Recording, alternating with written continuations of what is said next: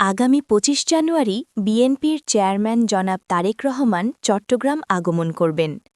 এ উপলক্ষে ঐতিহাসিক পলোগ্রাউন্ড মাঠে এক বিশাল জনসমাবেশের আয়োজন করা হয়েছে, যেখানে তিনি গুরুত্বপূর্ণ বক্তব্য প্রদান করবেন।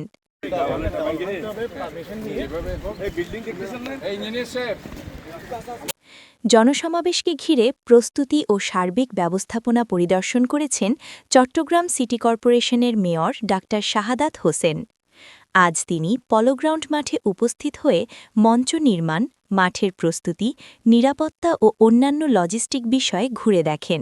এবং আনন্দিত যে এই পলোগ্রাউন্ডের ময়দান, যে ময়দানটা 2012 সালে যখন আমি সাধারণ সম্পাদক ছিলাম, প্রসেসর প্রেসিডেন্ট ছিল, এটা একটা বাংলাদেশের ঐতিহাসিক একটা সমাবেশ আমরা উপহার দিয়েছিলাম দেশনেত্রী বেগম খালেদা জিয়ার।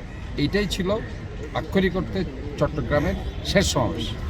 এরপরে কিন্তু আর কোনো সমাবেশ হয়নি। যেটা উনি 17 সালে এসেছিলেন, এটা পথসভা হয়নি। উনি সরাসরি রোহিঙ্গাদের দেখতে গিয়েছিলেন এবং ওটা শেষ করে চলে এসেছিলেন। পথপথে মানুষ সদস্যরাও একটা অভিনন্দন জানিয়েছিলেন।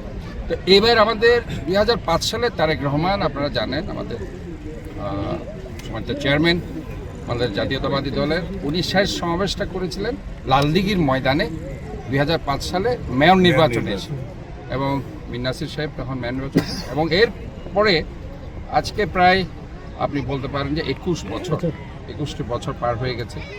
এবং এই 21 বছর পরে চট্টগ্রামের মানুষের মনের মধ্যে অনেক উন্মাদনা। এখানে শুধু আমাদের দলীয় নেতাকর্মী নয়, বাংলাদেশের মানুষ ওনাকে দেখার জন্য এবং চট্টগ্রামের মানুষ ওনাকে দেখার জন্য উন্মুখ হয়ে আছে।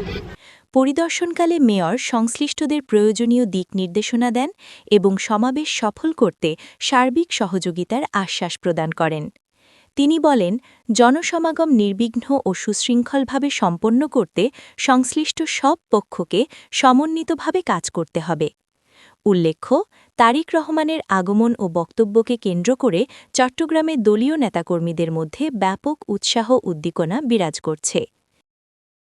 Desk news, Chittagong.